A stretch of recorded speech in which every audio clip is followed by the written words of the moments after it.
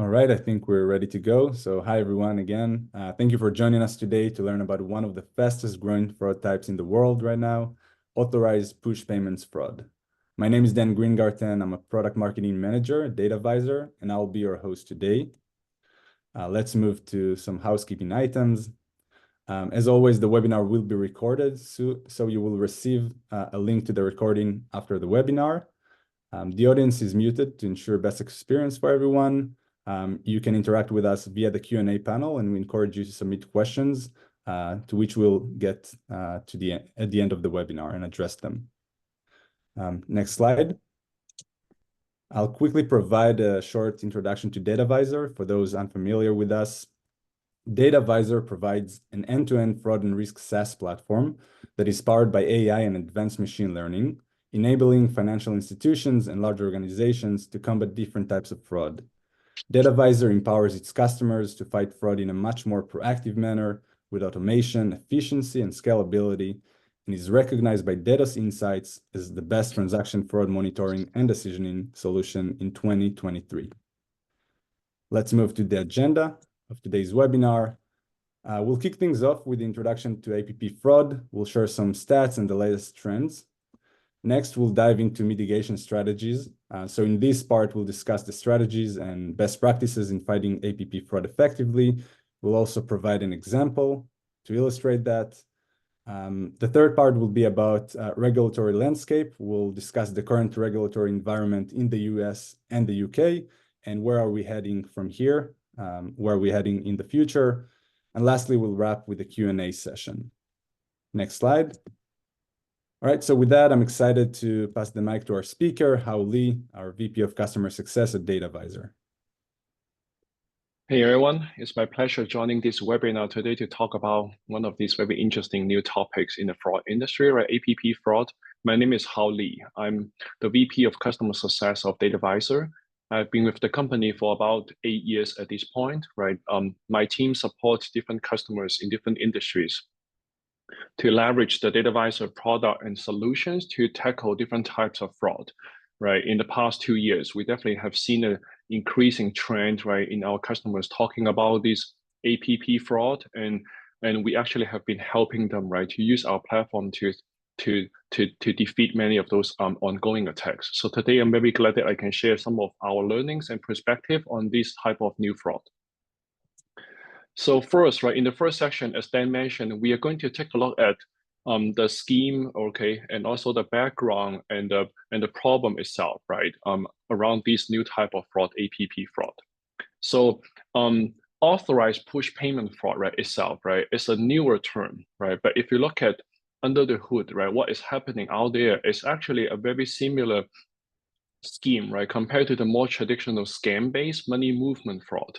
It's just that in the past few years, these real-time payment channels or rails has been widely adopted, right? For example, Zelle, right? For example, many of the applications that you might have on your mobile phone, right, to push payments to your peers, and also as you guys own, right, FedNow, right, TCH or same-day ACH, right? These are the upcoming or already launched new real-time payment rails, right, that are being widely adopted now. So that pushed a lot of the scammers, right, to scam the victims and have them to send payments to, using these real-time payment rails. Some of the numbers, right, reported by the industry reports and analysts, right, reported that, right, the rise, the fraud loss on this APP fraud itself has been on the rise, especially for the regions, right, where real-time payment might have been adopted more widely or earlier than US. For example, UK, for example, India, for example, Latin America. So we can see that even for US, as Zelle, right, as FedNow, right, as TCH, right, as all these new real-time payment rails are actually being more and more used by the population, the percentage of total fraud loss coming from APP fraud also has been on the rise. So if we take a closer look, right, at the fraud schemes behind the scene, you can see that it's not a very new scheme, right? We are all familiar with these 4 steps, right, in a scam-based money movement or money transfer fraud. The only difference here is that in step 3, when the victim send money to the fraudster, they are going to be told, right, to use the real-time payment rail, right? So the money is settled in real time. So even though the user realize, oh no, right, I might have been a victim of the scam, the money have already gone, right? The money has already left the owner's bank account instantly. So that makes this APP fraud itself, right, have a even bigger challenge compared to the traditional scam fraud, right? For example, ACH wire, some of those you might have a chance to stop or hijack the transaction, right? But for real-time payment, when the money is gone, it's gone. So that's why APP fraud is now a bigger problem or a newer problem, right, compared to the traditional scam fraud in terms of detection challenge. If we look at the type of scams behind the scene, right, that are being used by the scammers, right, to commit APP scams, the scenarios are not that new, right? We all have seen, right, different type of scams, right, targeting consumers in the past, right? For example, I'm sure many of the audience are very familiar with romance scam, right, elderly scam, right, and also investment scams. And there are definitely also some of the scams that are targeting businesses and continue to be there, right, to target business users. For example, the business email compromise scams has been on the rise too. Even I'm sure many of you might have seen news, right, where the victim are actually sending money to the company leadership, right, who actually are not the actual person of the leadership, but just being pretended to be, right, by the scammers. So if we look at the breakdown of the scam schemes, right, targeting the consumers in the APP fraud scenario, one scheme, right, actually stands out as the primary type, which is the purchase scams. Later, we're going to have example, right, to see one example where data advisor capture, right, in our customer database, right, where we could take a closer look at how the purchase scam fraud platform look like. But before we do that, right, we are going to maybe zoom out a little bit, right, to see what are the common challenges in combating APP fraud. And then we can go deeper into that example, right, to brainstorm together on what are the strategies or what are the techniques, right, that we could use to combat APP fraud. When it comes to the challenges, right, we have seen customers, right, reporting to us, maybe sharing with us that, right, these are the 5 key challenges, right, that are being quite discussed, right, heavily in the industry when it comes to combating APP fraud. So first of all, right, this is an authorized payment by the account owner. So a lot of the KYB, KYC technique, right, to authenticate the owner of the account, right, that part will be passed because it's the owner himself or herself, right, pushing out the payment. So traditional ways of these ATO detections will not work here. Secondly, you can see that, right, as we mentioned, this is a real-time payment rails. So once the payment is made, right, it's reversible. So that is making the fraudster, right, to cash out with the money, right, much easier, and that make it much more difficult for the industry to try to recover the cost. It's almost impossible once the button is pushed.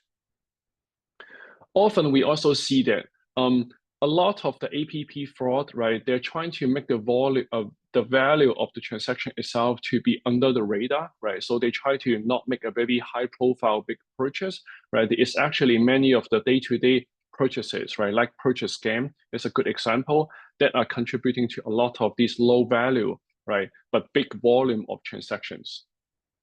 And of course, right, when it comes to educating the customers about APP fraud, when it comes to finding the balance between user experience and user protection, right, that has constantly been challenges when it comes to scam. And APP fraud make it a new topic, right, for the organizations to think about how to bring up to their users, how to educate their users, right, not to be scammed by such schemes. So at Data Advisor, we have the opportunities, right, to work with different types of our organizations and financial institutions in the industry, right? So we were able to uncover a very interesting APP fraud scheme, right? Here, that we would love to share with you. So in this scheme, there are actually multiple organizations involved, right? Data Advisor, we are in the position that we actually could try to connect the data together, right, to put together a complete picture of what happened in that fraud scheme. So let's dive in here. So first of all, right, this is an angle from one of the sender bank or the sending bank, right, that are originating the transactions or pushing out the payment from. You can see that there are 5 transactions, right, that we are looking at here in this timetable or in this time period. 5 victims were being scammed, right, to send out money, about $500 to the scammer. You can see the age of the account and also the percentage of online transactions, right, out of all the transactions he or she made have some similarity as indicated by the first box, right? You can see these guys or maybe these ladies, right, they are actually not a very heavy users of online banking, right? A portion of the transactions are initiated from online, but seems like most of the transactions are actually still offline in the branch, right? So that make them pretty good target for the scammer, right? Because these users, they do have online digital banking app installed in their phone, right? But they don't use it that often. But when they need to, right, they would do it instantly if they're being scammed. So that make them a pretty lucrative target, right, by the scammer. When it comes to some other part of the patterns, you can see that the transaction amount is higher than their average transaction amount, right, for a certain period of time.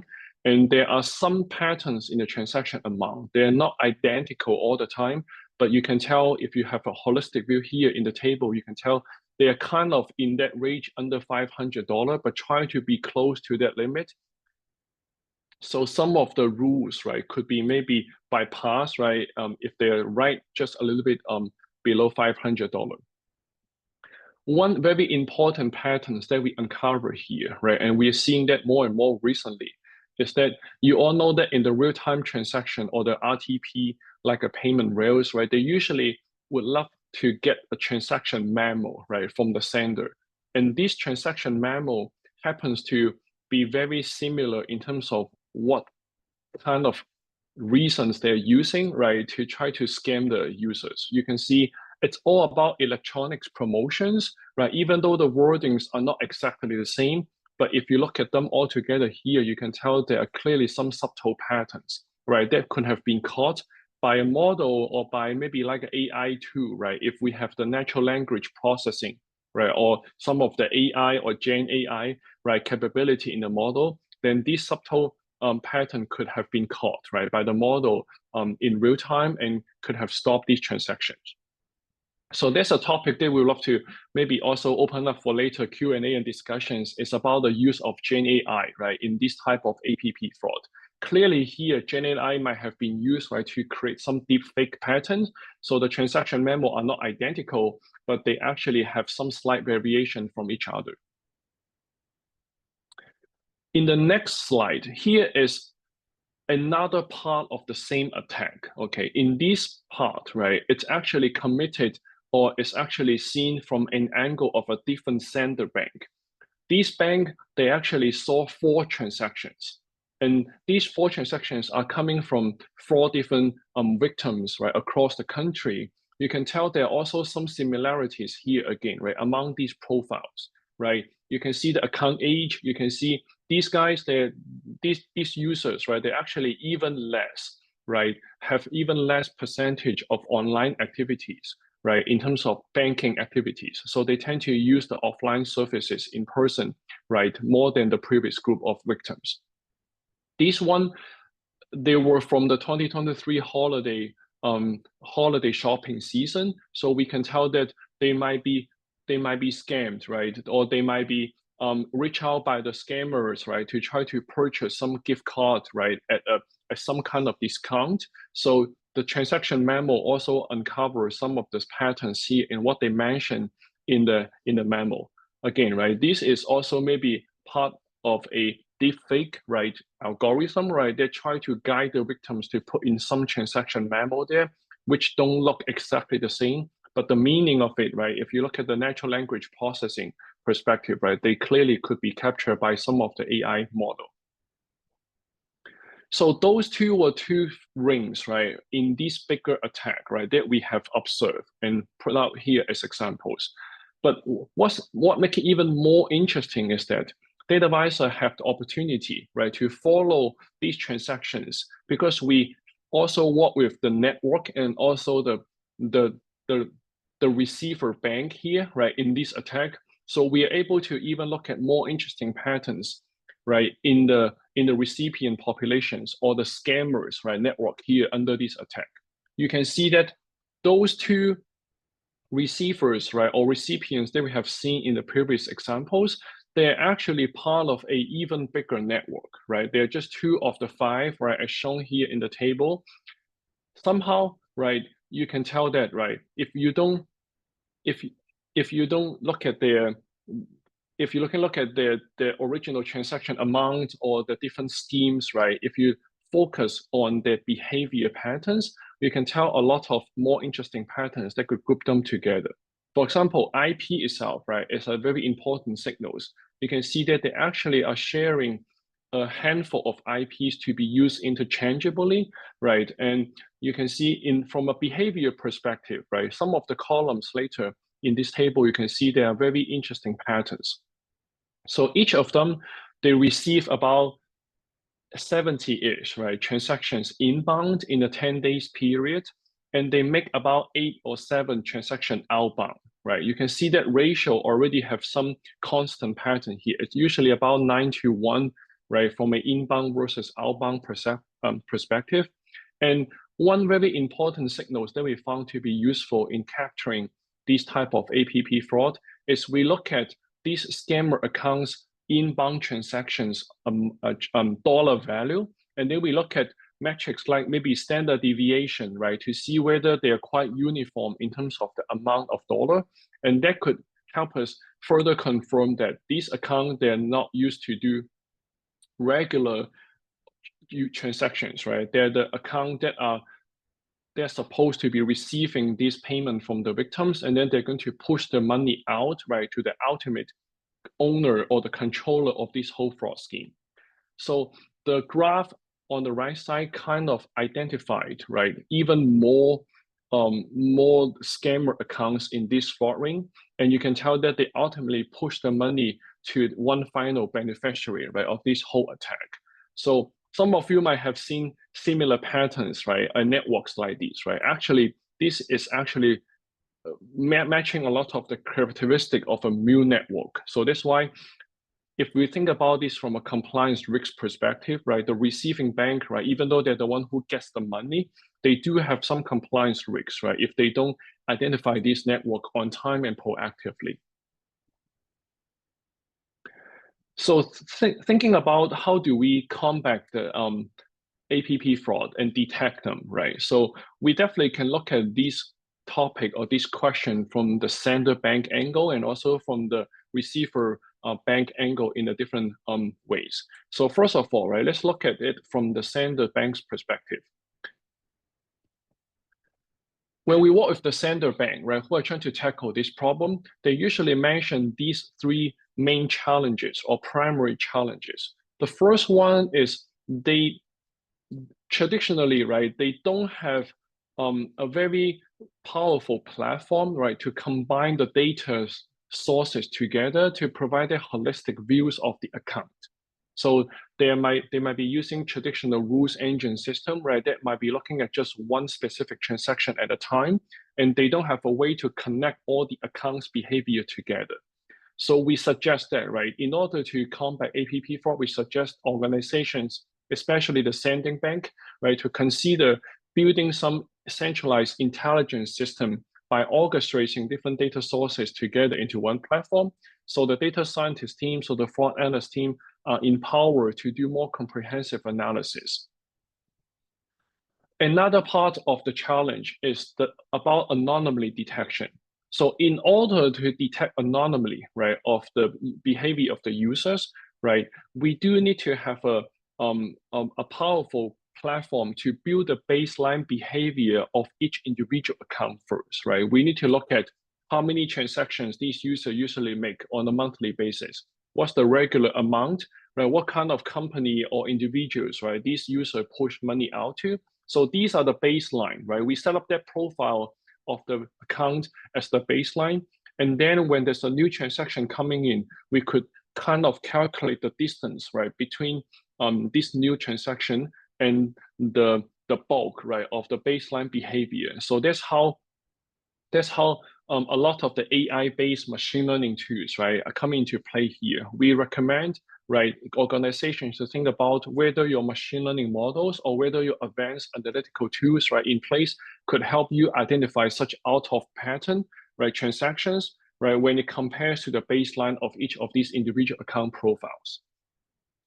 Well, last but not least, right, the banks, of course, right, they need to find a balance between protecting the users or creating friction for the users. So a lot of the time they're in the dilemma of, hey, how do we warn the users, right, that you might be being scammed, right? But we don't make it into a very high friction manner. How can we make it an educational opportunity, right, instead of friction? So in order to do that, we suggest organizations, right, to think about how to construct a contextual view, right, of these attacks, right? For example, if you think about the examples that we just mentioned, right, if that narrative or if that kind of like a fraud ring context can be provided to the analyst, right, to the investigators, and also to the support agents on the sender bank, then when they communicate with the customers, they could provide that story, they could provide that narrative in that fraud ring context, then the victim would be able to realize, oh, I'm actually part of this attack, right? Let me stop these transactions. So there's some of the suggestions from the advisor in terms of how to build up your detection solutions, right, for IPP fraud if you are a sending bank. And coming from a receiver bank or the receiving bank perspective, right, they are definitely a different set of challenges, right? They're the one who receive the money, right? So on one hand, right, they do like the inbound money, right? So that's definitely a very important thing for this receiving bank. But how do we handle this inbound money, right? It's a big challenge for them. How do they understand the risks behind this inbound money? They need to have a series of these comprehensive tools in place, right? Before they can have confidence that this is good quality of inbound money that will not bring compliance risks to the business. So first of all, right, from a receiving bank perspective, they usually are trying to think about how can they deepen, right, their practices in analyzing the user's behaviors, especially these receiver accounts behavior. Right, like we have seen in examples, right, a lot of the subtle patterns in the user behavior could have been captured if we know what to look at, and if we know what to if we can calculate a lot of these patterns in real time, right? So you can set some thresholds, right, for this behavior outlier of these receiver accounts. So that's why we strongly recommend, right, receiving bank, right, to think about whether more advanced machine learning models or AI tools, such as unsupervised machine learning, right, are already in place that can effectively uncover the connections among all these user behaviors of these accounts. And if you are the receiving bank, right, definitely you're going to think about, hey, right, if these accounts are set up here in my bank just to receive money and push the money out, right, they might be falling under the umbrella of this mule account definition, right? How do I know them earlier, right? How do I be notified by my peer banks, right? These user, right, or this account might be a mule account, right? So be careful, right? Definitely a lot have to be dealt with the KYB and the KYC process, right, of the receiving bank.